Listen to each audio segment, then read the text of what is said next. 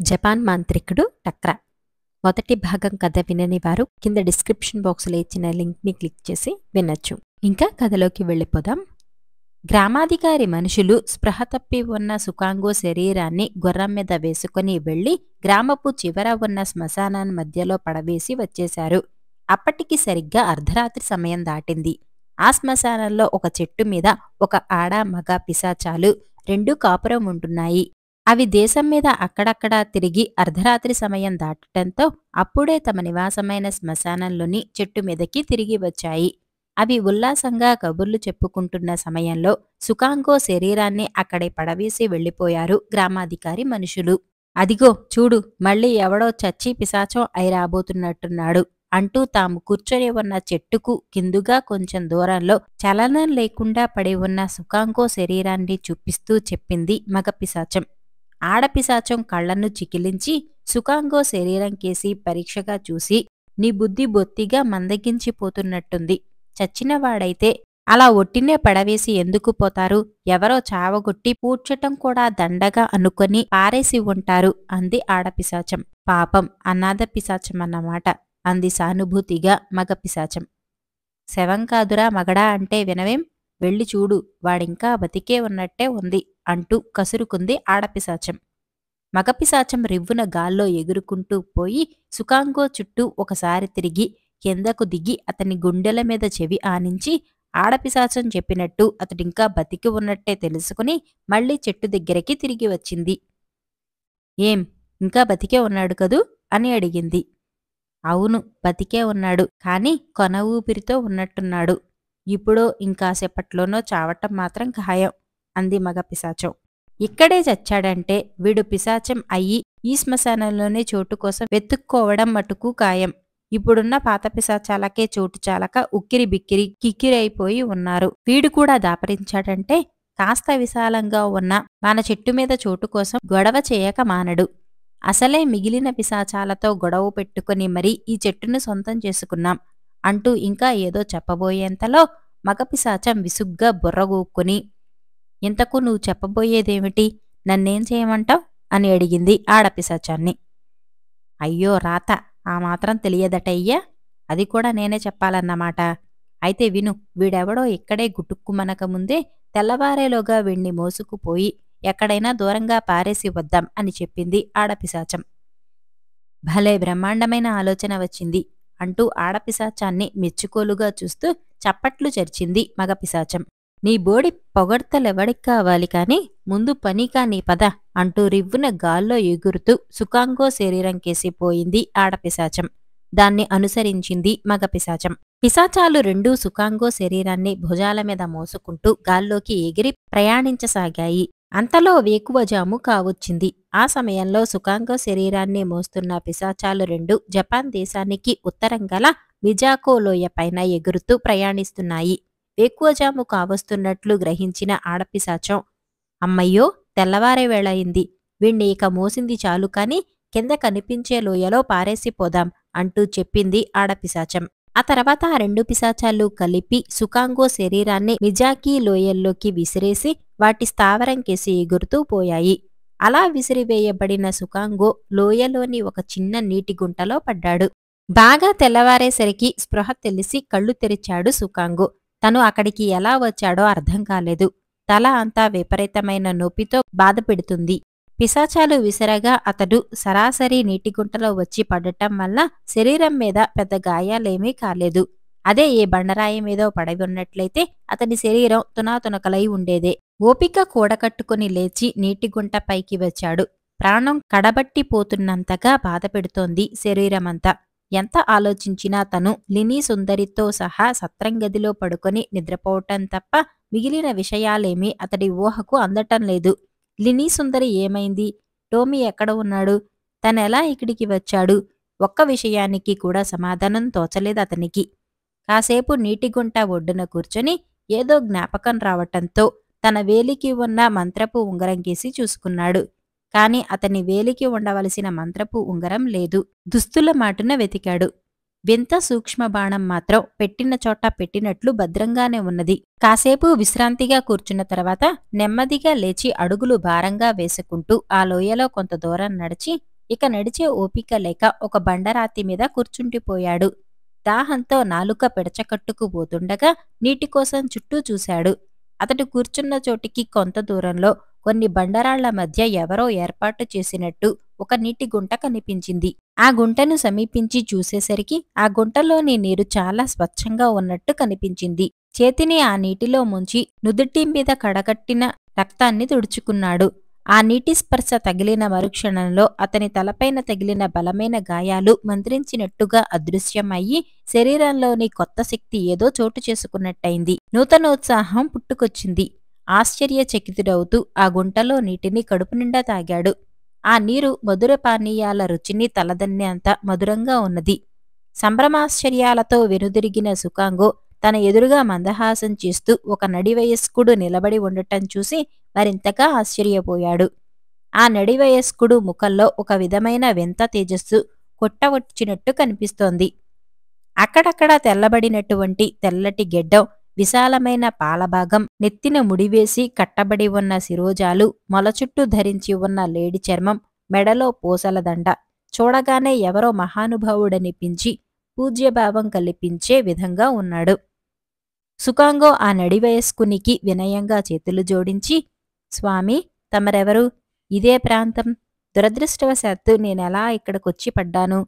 అన్నిటినీ మించి ఇప్పుడు నన్ను అమితంగా ఆశ్చర్యపరుస్తున్నదేమిటంటే ఈ నీటిగుంటలోని జలం యొక్క స్పర్శ తగలగానే నా తలపైన గాయాలు విచిత్రంగా మాయమయ్యాయి. ఏమిటి జలమహత్యం అని తనకున్న సందేహాలను ఆయన ముందు వెలిబుచ్చాడు. అదృష్టవంతుడివి నాయనా, అందుకే సరి అయిన చోటుకు సరి అయిన వేళకు చేరుకున్నావు. నీ గాయాలను మాయం చేసి నీకు నూతనోత్సాహాన్ని ఇచ్చిన ఆ నీరు జీవజలం. అనేక సంవత్సరాల నా కృషి ఫలితం. మానవ సేవ చేయదలచి కొన్ని సంవత్సరాలుగా అహోరాత్రులు శ్రమించి అనేక రకాల మూలికా సంయోగాలతో ఈ జీవజలాన్ని సృష్టించాను. ఈ జలం స్పర్శ తగిలితే చాలు ఎటువంటి గాయాలైనా వ్యాధులైనా క్షణంలో మాయమైపోతాయి అంటూ చెప్పాడు ఆ నడివయస్కుడు. స్వామి, ఇంతటి మహత్తరమైన ఔషధ జలాన్ని సృష్టించిన మీరు మహానుభావులు తప్ప సామాన్యులు కారు. దిక్కుతోచక తిరుగుతున్న నాకు మీరే త్రోవ చూపించాలి. నా మిత్రుడు భార్య ఉన్న చోటుకు చేర్చాలి అని వినయంగా వేడుకున్నాడు సుకాంగో. నా కుటీరానికి వెళదాం రా నాయనా, అక్కడ అన్ని విషయాలు వివరంగా చెబుతువుగాని అంటూ సుకాంగోని తన వెంట ఆ లోయలో ఉన్న తన కుటీరానికి తీసుకుపోయాడు ఆ నడివయస్కుడు. అక్కడ తన వృత్తాంతాన్నంతా మొట్టమొదటి నుంచి తెలియచేశాడు.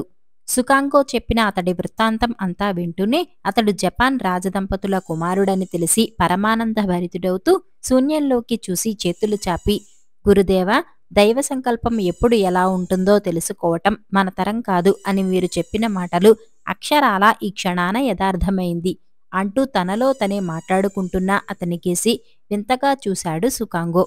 అతడి సంశయాలను గ్రహించిన అతను సుకాంగోకేసి చిరునవ్వు ముఖంతో చూస్తూ, నాయనా సుకాంగో, నీ సందేహాలకు సమాధానం చెబుతాను విను.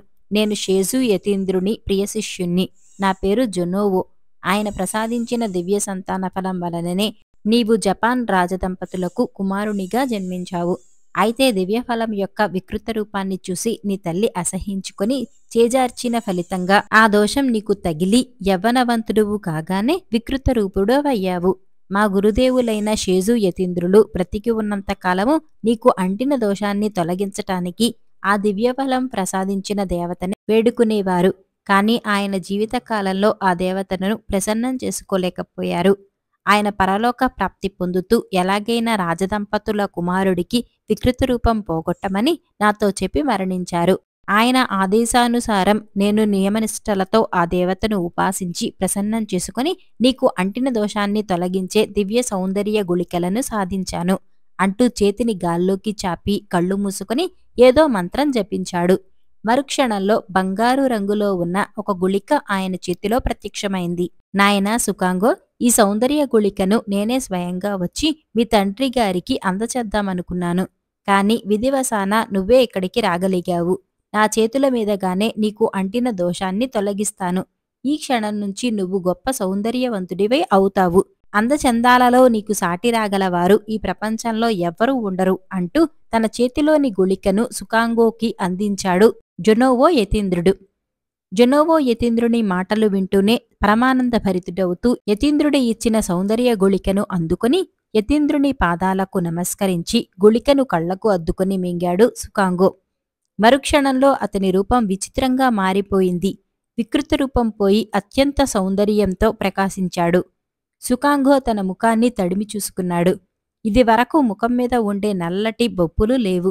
సుకాంగో సంతోషం పట్టలేక ఆనందబాష్పాలు రాలుస్తూ మరోసారి యతీంద్రుని పాదాలపై పడ్డాడు. జొనోవో యతీంద్రుడు సంతోషంతో సుకాంగోను లేవనెత్తి, జీవజలాన్ని త్రాగిన నీ శక్తికి బలానికి తిరుగులేదు సుకాంగో. కనులు మూసుకొని నీవు చేరవలసిన చోటును తలచుకో, నిన్ను అక్కడికి చేరుస్తాను అని చెప్పాడు జొనోవో యతీంద్రుడు. సుకాంగో తాను టెయీరో గ్రామపు సత్రంలోకి చేరుకోవాలని తలచుకుంటూ కనులు మూసుకున్నాడు. జొనోవో యతీంద్రుడు తన చేతిని గాల్లో సుకాంగో చుట్టూ ఆడించి ఏదో మంత్రం జపించి అతని శిరస్సును తాకాడు.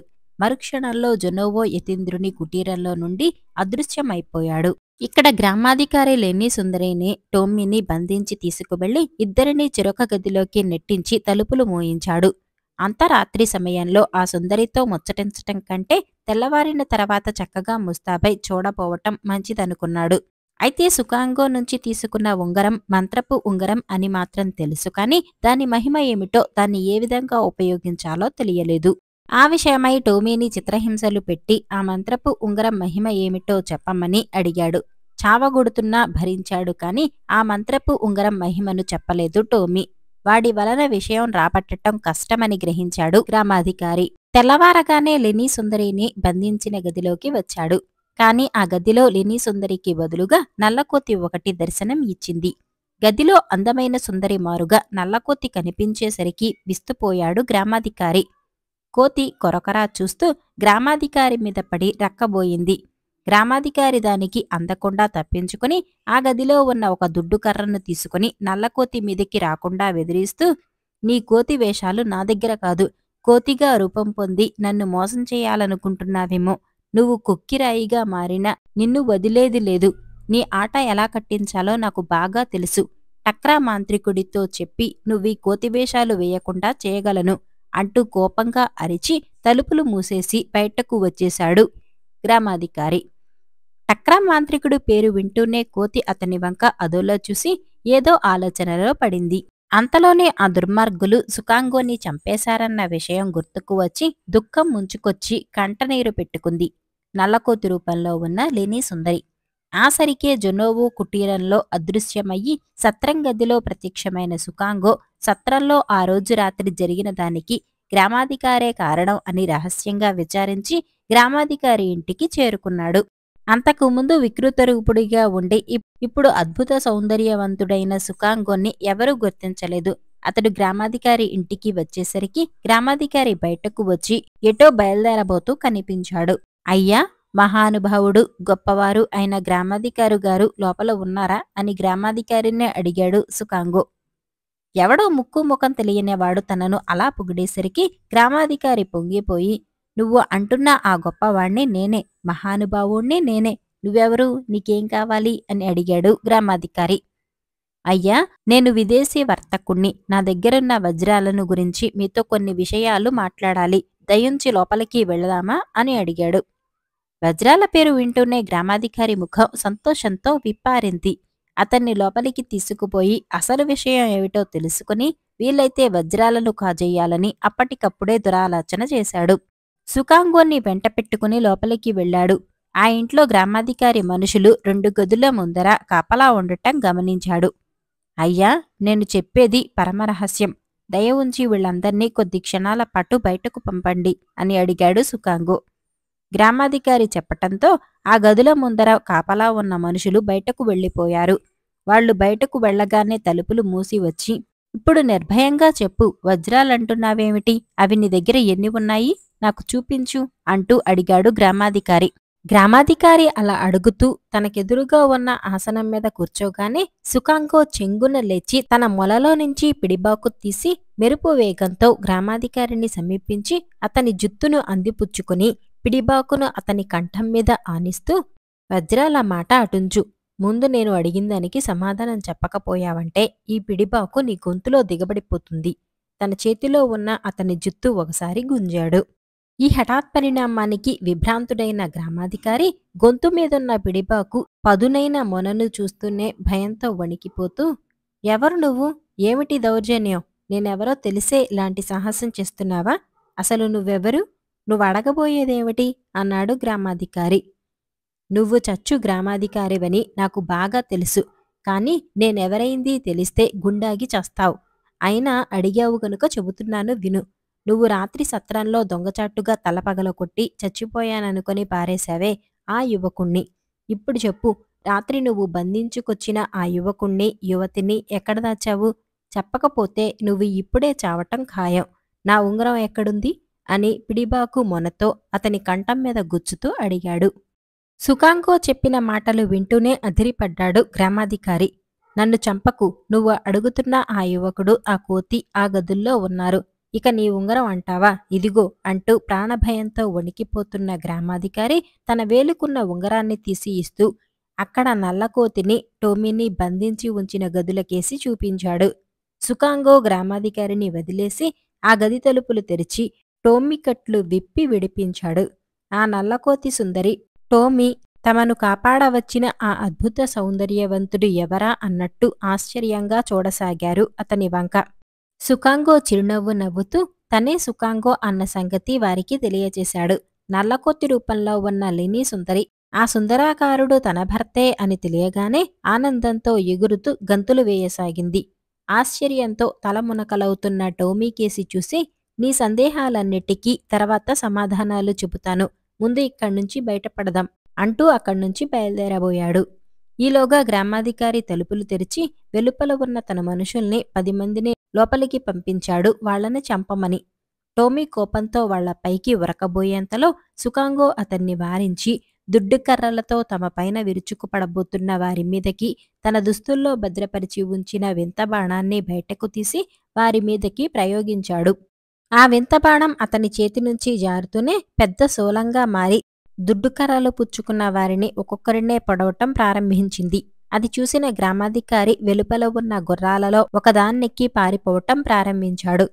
మిత్రమా, వీడికి టక్రా మాంత్రికుణ్ణి గురించి బాగా తెలుసు. ఆ విషయం ఇందాక వదినగారితో అంటుండగా విన్నాను. వాణ్ణి పారిపోనివ్వకు అంటూ చెప్పాడు టోమీ.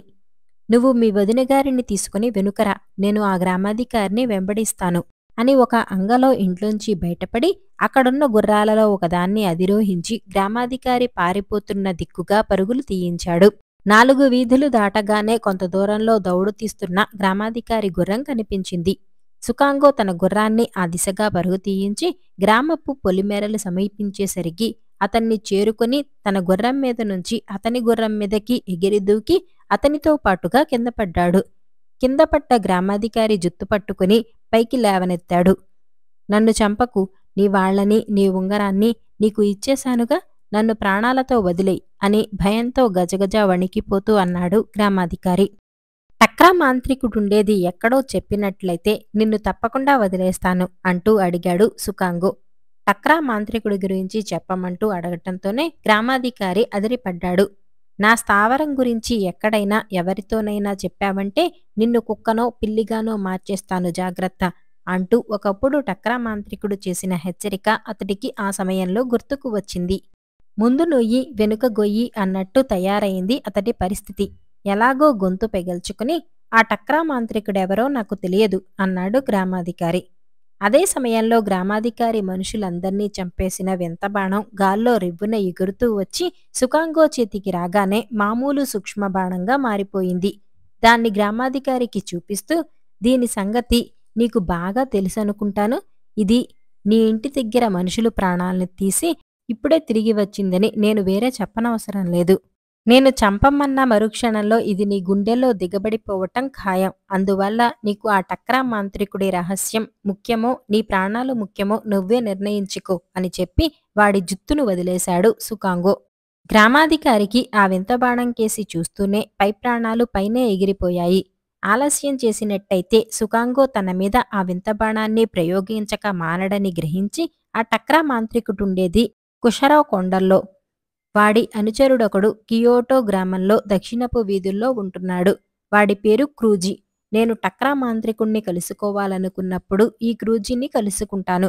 వాడే నన్ను ఆ కొండల్లోకి తీసుకువెళ్ళి అక్కడ నా కళ్లకు గంతలు కట్టి మళ్ళీ టక్రా మాంత్రికుడి ఎదుట పడ్డ తర్వాత గంతలు విప్పుతాడు. నువ్వు వాణ్ణి విచారిస్తే టక్రా మాంత్రికుడి స్థావరం గురించి విపులంగా తెలుసుకోవచ్చు అంటూ గడగడా చెప్పేశాడు గ్రామాధికారి. సుకాంగో దగ్గరున్న వింతబాణం కేసి భయంగా చూస్తూ. వాడి అనుచరుడికి కియోటో గ్రామంలో ఏం పని? వాడక్కడ ఎందుకుంటున్నాడు అని అడిగాడు సుకాంగో. టక్రా మాంత్రికుడు రకరకాల ఉపాసనలు చేస్తుంటాడు. అతనికి ఒకప్పుడు అందమైన యువతులు, మరొకప్పుడు పసిపిల్లలు, సాహసవంతమైన యువకులు అవసరం అవుతూ ఉంటారు.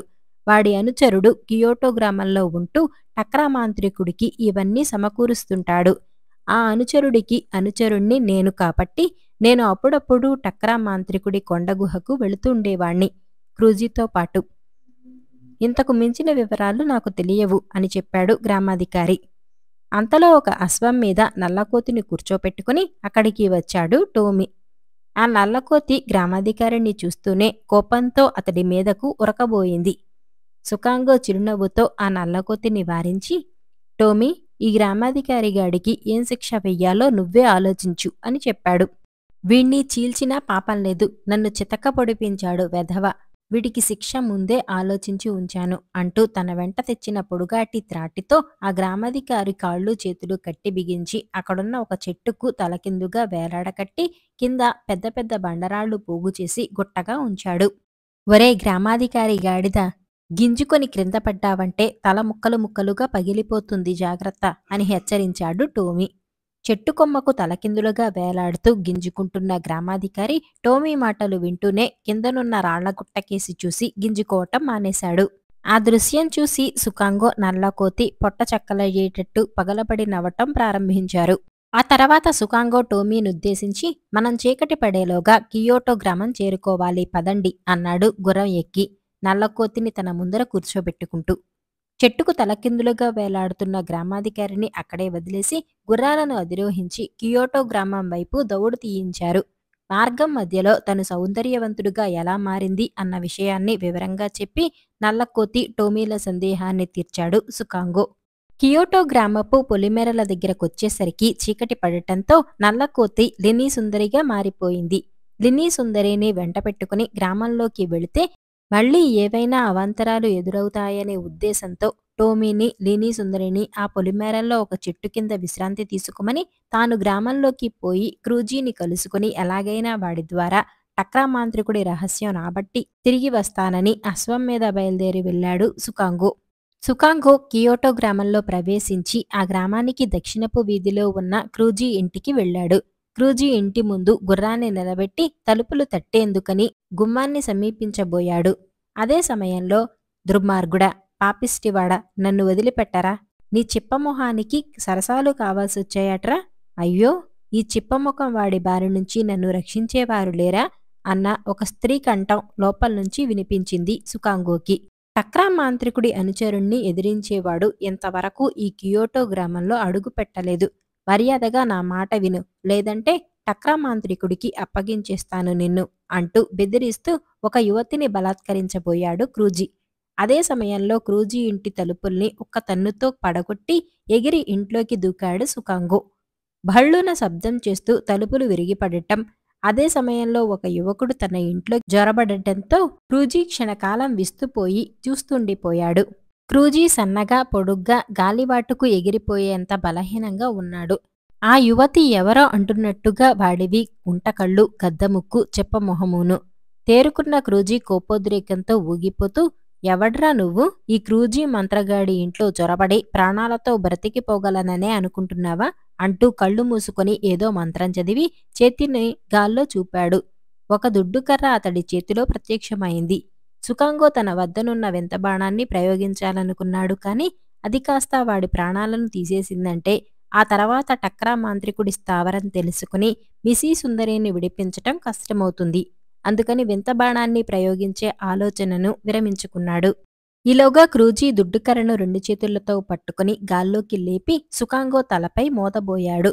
ప్రమాదం గ్రహించిన సుకాంగో మెరుపు వేగంతో పక్కకు తప్పుకున్నాడు. క్రూజీ చేతిలోని దుడ్డుకర్రను విసురుగా అక్కడున్న ఒక ఆసనానికి తాకి దాన్ని ముక్కలు ముక్కలు చేసింది.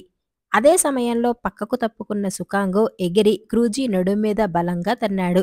ఆ తన్నుకు క్రూజీ విసురుగా వెళ్లి గోడను గుద్దుకొని దబీమని విరిగిన గెడకర్రలాగా నేలమీద పడిపోయాడు. వెన్నుముక విరిగినట్టయింది. అదే సమయంలో అతని చేతిలో దుడ్డుకర్ర జారి అతని కాళ్లమీద పడింది.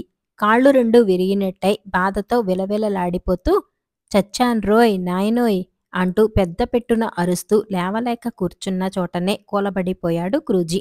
ఈలోగా ఆ గదిలో ఉన్న యువతి అదే సమయం అనుకుని ముందు వెనక చూడకుండా బయటకు పారిపోయింది. క్రూజీకి తెలిసినవి చిన్న చిన్న మంత్రాలేనని గ్రహించిన సుకాంగో చిన్నగా నవ్వుకొని కిందపడ్డ దుడ్డుకర్రను తీసుకుని క్రూజీని సమీపించాడు. చూడు, నిన్ను ఇప్పుడు నేనొక ప్రశ్న అడగబోతున్నాను. సూటిగా సరి అయిన సమాధానం చెప్పావా సరే, లేదా నువ్వు సృష్టించుకున్న ఈ దుడ్డుకర్ర నీ బుర్రను 2 చెక్కలయ్యేటట్టు విడగొట్టటం ఖాయం. ఏమంటావ్ అని అడిగాడు నెమ్మదిగా. క్రూజీ భయంతో బెదురు చూపులు చూస్తూ కొంపతీసి అంత పని చేసేవు. ఆ దుడ్డుకర్రతో బుర్రచెక్కలవటం మాట అటుంచి అది తలమీద పడగానే మనిషి నిలువునా మాడి బూడిదైపోతాడు. నువ్వు అడగబోయే ప్రశ్న ఏమిటో చెప్పు, నాకు సమాధానం తెలిస్తే చెబుతాను అంటూ క్రూజీ ఆ దుడ్డుకర్ర శక్తిని కాస్త బయటపెట్టేశాడు. టక్రా మాంత్రికుడి స్థావరం, దానికి పోయే మార్గం నువ్వు నాకు చెప్పాలి. లేదంటే నువ్వు అంటూ ఆ దుడ్డుకర్రను అతడి తలపైన ఆడించటం ప్రారంభించాడు. చెప్పకపోతే తన బూడిదైపోవటం ఖాయం అని నిర్ణయించుకున్న క్రూజీ, చెబుతా, ముందు ఆ దుడ్డుకర్రను నెత్తిమీద నుంచి అవతలకి తీయి. మరో విషయం, నేను ఇది చెప్పినట్లు టక్రా మాంత్రికుడికి మాత్రం చెప్పకు అన్నాడు క్రూజీ. సుకాంగో లోపల నవ్వుకుంటూ దుడ్డుకర్రను వాడి నెత్తిపై నుండి పక్కకు తీసి చెప్పనులే అన్నాడు. అయితే విను, కుషిరో కొండల్లో కొంత దూరం పోతే ఒకచోట 3 పెద్ద గుండ్రటి బండరాళ్లు వరుసగా పేర్చి ఉంచినట్లుగా కనిపిస్తాయి. అందులోని మధ్యనున్న బండరాయి అడుగున ఉన్నది టక్రా మాంత్రికుని భూగృహం. నేను చెప్పిన మంత్రం చెప్పి మధ్యనున్న బండరాయి మీద 3 సార్లు శబ్దం చేసినట్టయితే అది పెద్దగా శబ్దం చేస్తూ పక్కకు తప్పుకుంటుంది. అప్పుడు లోపలికి పోవచ్చును అంటూ బండరాయి పక్కకు తప్పుకునే మంత్రం చెప్పాడు క్రూజీ. ఆ తర్వాత అతడు లేచి నిలబడుతూ బాధతో నడుం పట్టుకుని, నువ్వడిగిన దానికి సమాధానం చెప్పానుగా, నా దుడ్డికర్ర నాకిచ్చేయ్ అంటూ చేతిని ముందుకు చాచాడు. సుకాంగో అతడి చేతిమీద చాచి ఒకటి కొట్టి, ఈ దుడ్డుకర్ర శక్తి తెలిసిన తర్వాత కూడా దీన్ని తిరిగి నీకివ్వటానికి నేనేం నీ అంత మూర్ఖుడిని కాను. నిన్ను ప్రాణాలతో వదిలిపెడుతున్నాను పో. ఇంకెప్పుడు ఆ మాంత్రికుడితో కలిపి తప్పుడు పనులు చేయటానికి సాహసించక అంటూ క్రూజీ మెడమీద బలంగా పిడిగుద్దు ఒకటి వేశాడు. ఆ గుద్దుకు క్రూజీ కళ్ళు బయర్లు కమ్మి నిలుచున్న చోటనే కుప్పకూలిపోయాడు. ఆ తర్వాత దుడ్డుకర్ర చేత్తో పట్టుకుని క్రూజీ ఇంటి బయటకు వచ్చాడు. ఆ సరికే అక్కడే క్రూజీ ఇంటి ముందు గ్రామస్తులు చాలామంది గుమికూడి ఉన్నారు. వారు బయటకు వచ్చిన సుకాంగోని చుట్టుముట్టి, బాబూ, వాణ్ణి ఇంకా ప్రాణాలతో వదిలిపెడుతున్నావేం? ఈ చిప్పముఖం వాడి బాధ, వాడి దగ్గరుండే దుడ్డుకర్ర బాధ భరించలేక గ్రామస్తులు అల్లాడిపోతున్నారు. వాణ్ణి కనికరించకుండా ఏ కీలుకు ఆ కీలు తీసుండాల్సింది అన్నారు గ్రామస్తులు కొంతమంది. నాకు అవతల అవసరం అయిన పనుంది. మీకు ఇక వాడి దుడ్డికర్ర బాధ లేదు. ఆ కీళ్లు తీసే పనేదో మీరే చూడండి అంటూ తన గుర్రపు కళ్ళెం పట్టుకుని మంత్రపు ఉంగరాన్ని గుండెలకు ఆనించుకుని మంత్రం తలుచుకున్నాడు. తాను లినీ సుందరి టోమీల దగ్గరకు పోవాలని. మరుక్షణం అక్కడ జనం చూస్తుండగానే అదృశ్యమైపోయాడు. అతడు అదృశ్యం అవగానే జనం మూకుమ్మడిగా క్రూజీ పని పట్టటానికి లోపలికి ప్రవేశించారు. అక్కడ అదృశ్యమైన సుకాంగో కియోటో గ్రామపు పొలిమేరల్లో చెట్టు కింద విశ్రాంతి తీసుకుంటున్న లెన్నీ టోమీల ఎదుట ప్రత్యక్షమయ్యాడు గుర్రంతో సహా. జరిగిన విషయాలన్నీ వారితో చెప్పి లెన్నీని గుర్రం ఎక్కించుకొని ఆ రాత్రివేళ టోమీతో సహా షికోటన్ అరణ్యదారుల వెంబడి ప్రయాణించి మరునాటి మిట్ట మధ్యాహ్నం వేళకు కుషీరో కొండ గ్రామ ప్రాంతం చేరుకున్నాడు సుకాంగో. ఆ కొండదారుల వెంబడి కొంత దూరం ప్రయాణించి క్రూజీగాడు చెప్పినట్లు పదునుగా అమర్చినట్లుగా 3 బండరాళ్లు ఉండే చోటుకు చేరుకున్నాడు. అక్కడికి సమీపంగా ఉన్న ఒక పెద్ద బండరాతి నీడలో వారిని కూర్చోమని, తాను మాంత్రికుడి భూగృహంలోకి వెళ్లి మిసీని ఎలాగైనా విడిపించుకు వస్తానని వారితో చెప్పి టోమీని జాగ్రత్తగా ఉండమని, ఏదైనా ప్రమాదం ఎదురైతే దుడ్డుకర్రను ప్రయోగించమని తన చేతిలోని దుడ్డుకర్ర అతనికి ఇచ్చి హెచ్చరించి పంపాడు. ఆ తర్వాత క్రూజీ చెప్పిన మంత్రాన్ని జపించి వాడు చెప్పినట్టే మధ్యనున్న బండరాయి మీద 3 సార్లు తన చేతితో తట్టి శబ్దం చేశాడు. మరుక్షణంలో ఆ పెద్ద బండరాయి పెద్ద పెట్టున శబ్దం చేస్తూ పక్కకు తప్పుకొని భూగృహానికి సొరంగ మార్గం కనిపించింది. ఆ వెంటనే సుకాంగో ఆ సొరంగ మార్గంలో అడుగుపెట్టి మంత్రపు ఉంగరాన్ని తన గుండెల మీద ఆనించి టక్రా మాంత్రికుని గుహలో మిసీ సుందరి ఉన్న చోటుకు చేరుకోవాలని తలచుకున్నాడు. మరుక్షణం సుకాంగో అక్కడ్నుంచి అదృశ్యమయ్యాడు. ఆ వెంటనే బండరాయి యథాప్రకారం మూసుకుపోయింది. టోమీ దుడ్డుకర్రను చేతపట్టుకుని నల్లకోతితో పాటు అక్కడే ఉండిపోయాడు. సొరంగ మార్గంలో అడుగుపెట్టి అదృశ్యమైన సుకాంగో టక్రా మాంత్రికుని గుహలోని ఒక చెరసాల గదిలో బందీ అయి ఉన్న మిసీ సుందరి ఎదుట ప్రత్యక్షమయ్యాడు.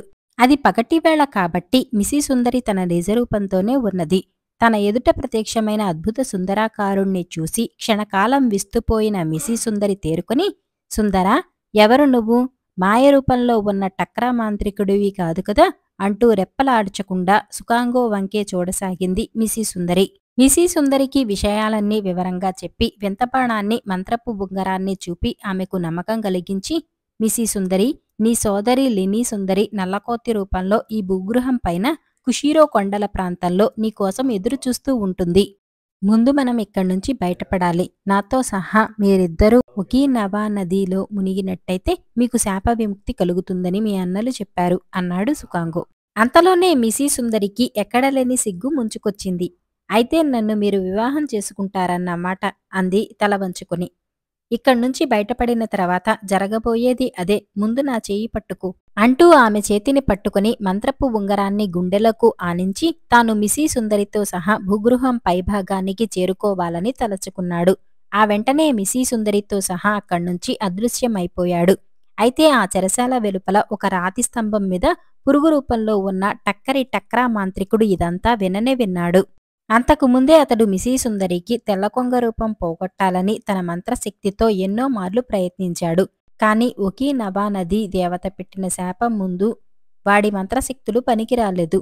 అందువలన మిసీ సుందరి ఆ యువకుడి వెంటపోయి శాప విముక్తురాలైన మరుక్షణంలో ఆ యువకుణ్ణి చంపేసి మిసీతో పాటు ఆమె సోదరి లినీని కూడా మాయం చేసి తీసుకురావచ్చని ఆలోచించి సుకాంగో అక్కడ్నుంచి బయటపడేందుకు ఎలాంటి అభ్యంతరాలు కలిగించకుండా తను అడ్డుపడకుండా ఉండిపోయి అతడు అదృశ్యం అయిన మరుక్షణం పురుగు రూపంలో తను కూడా బయలుదేరాడు.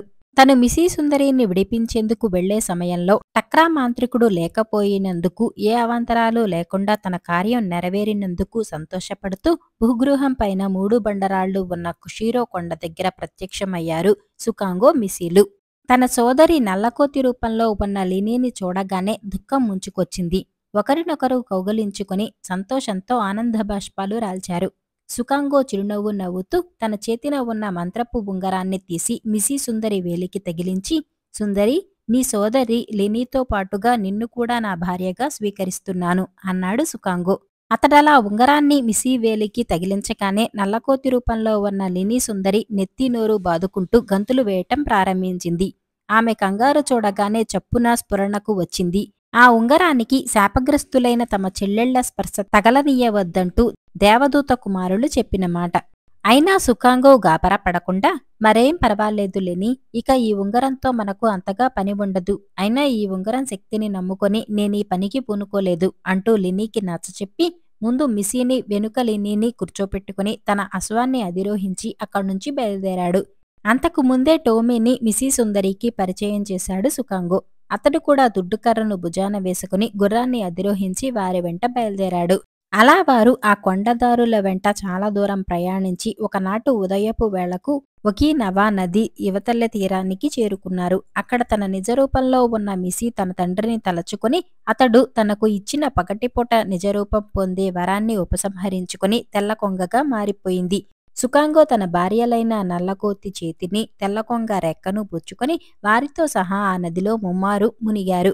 ఆ మరుక్షణంలో దేవదూత కుమార్తెలైన మిసీ, లినీ సుందరీలు ఒకే నవా నదీ దేవత శాపం నుండి విముక్తి పొంది తమ యథార్థ రూపాలు పొంది కొత్త సౌందర్య తేజస్సుతో ప్రకాశిస్తూ తమ భర్త అయిన సుకాంగోను చూస్తూ సిగ్గుతో తలలు వంచుకొని అతనికి చెరో పక్క నిలబడ్డారు. ఆ సంతోష సమయంలో కనులు మిరుమిట్లు గొలిపే దివ్య తేజస్సుతో నదీదేవత వారి ఎదుట ప్రత్యక్షమైంది. సుకాంగో, ఉత్తమ గుణాలు గల నీ పుణ్య ఫలితంగా నీ భార్యలతో పాటుగా నన్నంటిన పాపాలు కూడా పటాపంచలయ్యాయి. ఇందుకు ప్రత్యుపకారంగా నీకు 1000 సంవత్సరాల దీర్ఘాయుషును ప్రసాదిస్తున్నాను. నీ భార్యలతో పాటుగా సుఖంగా వర్ధిల్లు అని ఆశీర్వదించి అదృశ్యురాలైంది. ఆమె అటు అదృశ్యరాలు కాగానే పెద్ద పెట్టున వికటాట్టహాసం చేస్తూ టక్రా మాంత్రికుడు అక్కడ ప్రత్యక్షమయ్యాడు. గుబురుగా పెరిగిన జుత్తుతో, జలతారులా మెరుస్తున్న తెల్లటి గెడ్డంతో, డొప్ప చెవులతో, కాంతి గొళ్లల్లా మెరుస్తున్న కళ్లతో, వంకర తిరిగిన పొడుగాటి ముక్కుతో, చూడగానే భయం కలిగించే విధంగా ఉన్నాడు ఆ టక్రా మాంత్రికుడు. వాడు తన పొడుగాటి ఎముకను గాల్లో ఊపుతూ వారి సమీపానికి వచ్చి నిలబడ్డాడు. అదే సమయంలో తన కుమార్తెలకు శాప విముక్తి కలిగిన సంగతి గ్రహించిన దేవదూత కుమారులతో సహా ఆకాశ మార్గాన వస్తూ ఒకీనవా నదీ తీరాన ఉన్న టక్రా మాంత్రికుణ్ణి, అతని ఎదురుగా నిలబడి ఉన్న తమ కుమార్తెలు, అల్లుడితో పాటు మరో యువకుణ్ణి కూడా చూసి తమ అల్లుడి సాహస పరాక్రమాలు ప్రత్యేకంగా చూడదలచి శూన్యంలోనే ఆగిపోయాడు దేవదూత. వారిని సమీపించిన టక్రా మాంత్రికుడు పెద్ద పెట్టిన వెకిలిగా నవ్వుతూ, వెరే కుర్రాడా, ఈ టక్రా మాంత్రికుడి టక్కరితనం నీకు తెలిసినట్టు లేదు. నువ్వు వీళ్ల శాపాలు వదిలిస్తావని తెలిసే నా భూగృహంలో ప్రవేశించిన నిన్ను అడ్డుపడకుండా వదిలేసి నీ వెంట వచ్చాను. పాపం చాలా శ్రమపడి వీళ్ల శాపాలు వదిలించినట్టున్నావు. కాని ఏం లాభం? ఈ సుందరీమణుల్ని నేను సొంతం చేసుకోబోతున్నాను. ఇక నీ పని ఖాళీ అంటూ ఆ ప్రదేశం దద్దరిల్లేటట్టు మరోసారి పెద్ద పెట్టున వికటాట్టహాసం చేశాడు టక్రా మాంత్రికుడు. ఒరే ముసలి టక్రా మాంత్రికుడా, కిక్కురు మనకుండా వచ్చిన దారినే పో. నీ టక్కరితనం నా దగ్గర పనిచేయదు. నువ్వు నీ భూగృహంలో అడ్డుపడకపోవటంతో ఇలాంటి వెధవ మోసం ఏదో చేయబోతున్నావని ముందుగానే ఊహించాను. నీకు చావు ముందుకు వచ్చే, శ్రమపడి ఇంత దూరం వచ్చావనుకుంటున్నాను అంటూ హుంకరించాడు సుకాంగో. సుకాంగో మాటలకు కోపోద్రేకంతో చిందులు తొక్కుతూ, నన్నేనట్రా, అరే ఉరే అని అంటున్నది కుర్రకుంక. చూడు, నీ కళ్ళ ఎదుటే ఈ సుందరులను చిలుకలుగా మార్చి తీసుకుపోతాను. నువ్వెలా అడ్డుపడతావో చూస్తాను అంటూ చేతిలోని ఎముక ముక్కను గాల్లోకి ఎత్తాడు. భయకంపితులవుతూ మిసిలినీలు సుకాంగోని చెరో పక్కన గాఢంగా కోగలించుకొని కళ్ళు మూసుకున్నారు. అదే సమయంలో శూన్యంలో నుండి తన కుమారుళ్లతో కింద జరుగుతున్న దృశ్యం చూస్తున్న దేవదూత మాంత్రికుడి మంత్రశక్తి పనిచేయకుండా ఎదురు మంత్రం వేశాడు. అందువలన టక్రా మాంత్రికుడు తన చేతిలోని ఎముకను ఎన్నిమార్లు గాల్లో ఆడించి మంత్రాలు జపించిన మిసిలినీలు చిలుకలుగా మారలేదు. మంత్రశక్తి తెలిసిన మిసి సుందరితో సహా లిని, సుకాంగో, టోమీళ్లకు కూడా వాడి మంత్రాలు ఎందుకు పనిచేయటం లేదో అర్థం కాలేదు. టక్రా మాంత్రికుడు కూడా తన మంత్రం ఎందుకు ఫలించటం లేదో అర్థం కాక పిచ్చి కోపంతో చిందులు తొక్కుతూ అరవసాగాడు. ఒరే టక్రా, నీ మంత్రాలు ఎంతటివో తెలిసి కూడా ఇంకా ఇక్కడే నిలబడి అలా గాడిద అరుపులు అరిచే బదులు కాళ్లకు బుద్ధి చెప్పరాదు అంటూ వేళాకోళం చేస్తూ నవ్వాడు సుకాంగో. సుకాంగో నవ్వటంతో మరింత రెచ్చిపోయిన టక్రా మాంత్రికుడు కళ్ళు మూసుకొని చేతులు రెండు వలయాకారంలో తిప్పుతూ పెద్ద గొంతుతో మరో మంత్రం జపించాడు. ఆ మరుక్షణంలో భీకాకారుడైన గద్దముఖం రాక్షసుడొకడు అక్కడ ప్రత్యక్షమయ్యాడు. తన అల్లుడి పరాక్రమం చూసే ఉద్దేశంతో ఒకసారి దేవదూత తన మంత్రాలేవీ ఉపయోగించలేదు. ఆ గద్ద రాక్షసుడు వాడిగా ఉన్న తన ముక్కుతో పొడవాలని, తన కత్తుల్లాంటి గోళ్లతో సుకాంగో దేహాన్ని చీల్చాలని గాల్లోకి లేచి ఎగురుతూ సుకాంగో చుట్టూ తిరగసాగాడు. సుకాంగో వాడికి చిక్కకుండా నేలమీదనే పల్టీలు కొడుతూ తప్పించుకోసాగాడు. అదే సమయంలో టోమీ తన చేతిలో ఉన్న దుడ్డుకర్రను సుకాంగో వైపు విసిరాడు. ఆ దుడ్డుకర్రపు అందుకొని ఆ గద్ద రాక్షసుడి బారి నుంచి తనను తాను రక్షించుకుంటూ అదును చిక్కకుండా తను కూడా లాఘవంగా గాల్లోకి ఎగిరి ఆ దుడ్డుకర్రను గద్ద రాక్షసుడి తలకేసి గురిచూసి విసిరాడు సుకాంగో. ఆ దుడ్డుకర్ర గురి తప్పకుండా వెళ్లి గద్ద రాక్షసుడి శిరస్సును తాకింది. మరుక్షణంలో గద్ద రాక్షసుడు బగ్గున మండి చూస్తుండగానే వాడి శరీరం బూడిదైపోయింది. దానితో పాటు దుడ్డుకర్ర కూడా కాలి బూడిదైపోయింది. ఈలోగా టక్రా మాంత్రికుడు మరో ఆయుధాన్ని సృష్టించి సూటిగా సుకాంగో గుండెలో గుచ్చేలా విసిరాడు. ఆ ఆయుధం సుకాంగో గుండెల్లో గుచ్చుకోగానే సుకాంగో గుండెల్లోంచి రక్తం చివ్వున చిమ్మి నేల కొరిగిపోయాడు. అయితే నదీదేవత ఇచ్చిన దీర్ఘాయుష్యు వరం వలన వెంటనే సజీవుడై లేచి నిలుచున్నాడు. చచ్చిన సుకాంగో క్షణంలో తిరిగి సజీవుడు కాగానే టక్రా మాంత్రికుడికి గుచ్చెమటలు పోశాయి. సుకాంగో తనకంటే అద్భుత శక్తులు గలవాడుగా అనిపించి అక్కడ్నుంచి అదృశ్యం కాయబోయేంతలో దేవదూత టక్రా మాంత్రికుడి ఎత్తు పారకుండా చేశాడు. ఒరే టక్రా మాంత్రికుడా, ఇంతటితో ఈ ఆటను ముగించేస్తే మంచిది అంటూ తన దుస్తుల మాటున సూక్ష్మరూపంలో ఉన్న వింత బాణాన్ని తీసి టక్రా మాంత్రికుడి మీద ప్రయోగించాడు. ఆ వింత బాణం సుకాంగో చేతిలోంచి జారుతూనే పెద్ద శూలంగా మారి గాల్లోకి లేచి రివ్వున టక్రా మాంత్రికుడికేసి వెళ్ళింది. తనకేసి దూసుకు వస్తున్న శూలాన్ని చూస్తూనే అదిరిపడి తన చేతిలోని ఎముకను గాల్లోకి ఎత్తబోయాడు. కాని శూలంగా మారిన వింత బాణం ఆ టక్రా మాంత్రికుడి చేతిలోని ఎముక ముక్కను 2 ముక్కలుగా విరక్కొట్టటం, ఆ వెంటనే అతని గుండెల్లో నుండి దూసుకుపోయి వెన్నులోంచి బయటకు రావటం రెప్పపాటు కాలంలో జరిగిపోయింది. టక్రా మాంత్రికుడు గుండెల్లోంచి వెన్నులోంచి రక్తం చివ్వుమని చిమ్మి పెద్దపెట్టున ఆర్తనాదం చేస్తూ కిందపడి గిలగిలా తన్నుకుంటూ ప్రాణాలు విడిచాడు. మరుక్షణంలో వింత బాణం సూక్ష్మరూపాన్ని పొంది సుకాంగో చేతిలోకి తిరిగి వచ్చింది. అదే సమయంలో తన కుమారులతో సహా వారి ముందు ప్రత్యక్షమయ్యాడు దేవదూత తండ్రి. అన్నలను చూడగానే లినీ మిస్సీలు ఆనందభరితులవుతూ సుకాంగోకి తమ తండ్రిని పరిచయం చేశారు. సుకాంగో, టోమీలు దేవదూతకు నమస్కరించారు. దేవదూత తన కుమార్తెలను పరీక్షించదలచి, అమ్మా, శాప విముక్తి కోసం మీరు ఇతన్ని వివాహం చేసుకోవలసి వచ్చింది. అంత మాత్రాన జీవితాంతం అతనితో కాపురం చేయవలసిన అవసరం లేదు. మీకు అభ్యంతరం లేకపోతే మన లోకానికి పోదాం రండి అంటూ వారిని పిలిచాడు దేవదూత. ఆ మాటలకు మిస్సీ లినీలు ఒకరి ముఖాలొకరు చూసుకుని సుకాంగో చేతులను పట్టుకుని అతనికేసి ప్రేమగా చూస్తూ, మా కోసం పడరాని పాట్లు పడిన ఈ వీరుణ్ణి వదిలి మేము వస్తామని ఎలా అనుకుంటున్నారు? ఇతడే మా భర్త. మన లోకంలో మాత్రం మా భర్త కంటే వీరుడు, సౌందర్యవంతుడు, విజ్ఞానవంతుడు ఉంటాడని మేము అనుకోవటం లేదు. మేము మా భర్తతోనే ఉండిపోదలుచుకున్నాం అంటూ చెప్పారు దేవదూత కుమార్తెలు ఇద్దరు. మీరు ఎప్పుడూ మీ భర్త పట్ల ఇటువంటి ప్రేమే కలిగి ఉండాలి. అందుకనే మీకున్న కొద్దిపాటి మంత్రశక్తిని కూడా ఉపసంహరిస్తున్నాను. నాయనా సుకాంగో, మీరు అన్యోన్యంగా ఉంటూ నదీదేవత ప్రసాదించిన 1000 సంవత్సరాల దీర్ఘాయుష్యు పూర్తయిన తర్వాత మా కుమార్తెలతో పాటు మా లోకం చేరుకో. నీకు శుభం కలుగుతుంది అంటూ ఆశీర్వదించాడు దేవదూత. దేవదూత, మా తల్లిదండ్రులను, మా రాజ్యాన్ని విడిచి వచ్చి చాలా కాలమైంది. మేము తక్షణం అక్కడికి చేరుకునేటట్టు అనుగ్రహించు అని వేడుకున్నాడు సుకాంగో. ఆ వెంటనే దేవదూత తన చేతిని గాల్లో ఆడించి ఏదో మంత్రాన్ని జపించాడు. మరుక్షణంలో ఒక హంసవాహనం వారి ముందు ప్రత్యక్షమైంది. సుకాంగో, ఈ హంసవాహనం ఆకాశయాన శక్తి కలది. దీనిలో కూర్చొని మీరు కోరుకున్న చోటుకు పోవచ్చును. అల్లునిగా దీన్ని నీకు నేను కానుకగా ఇస్తున్నాను. వెళ్ళిరా అని చెప్పి తన కుమారులతో సహా అదృశ్యమైపోయాడు దేవదూత. ఆ తర్వాత సుకాంగో తన భార్యలిద్దరితోనూ టోమీతోనూ సహా ఆ హంసవాహనంలో కూర్చొని జపాన్ రాజధాని అంతఃపురం చేరుకోవాలని కోరుకున్నాడు. మరుక్షణంలో ఆ హంసవాహనం విమానంలా గాల్లోకి లేచి మేఘమండలాల్లోంచి శరవేగంతో జపాన్ రాజధానికేసి ప్రయాణిస్తూ కొద్దిసేపట్లోనే వారిని జపాన్ రాజాంతపురానికి చేర్చింది. అపురూప సౌందర్యవంతుడిగా తిరిగి వచ్చిన సుకాంగోని చూసి రాజదంపతులు ఎంతగానో సంతోషించారు. జరిగిన విషయాలన్నీ తెలుసుకుని ఆ దేవదూత కుమార్తెలతో తమ జపాన్ దేశ ఆచారం ప్రకారం వైభవోపేతంగా కుమారుని వివాహం జరిపించాడు జపాన్ రాజు షింగాయాన్. దేశమంతటా ప్రజలు వేడుకలు జరుపుకున్నారు. టోమీకి కూడా తగిన కన్యను చూసి వివాహం జరిపించి తనతో పాటే అతన్ని కూడా రాజాంతఃపురంలోనే ఉంచుకున్నాడు. ఆ తర్వాత కాలంలో షింగాయాన్ అనంతరం జపాన్ దేశానికి రాజై వింత బాణం, హంసవాహనాల సహాయంతో అనేక సాహస కార్యాలు చేస్తూ ఒకినవా నదీ దేవత వరం వలన 1000 సంవత్సరాల పాటు జపాన్ దేశాన్ని పరిపాలించి మంచి రాజుగా పేరు తెచ్చుకున్నాడు. ఈ కథ ఇంతటితో సమాప్తం.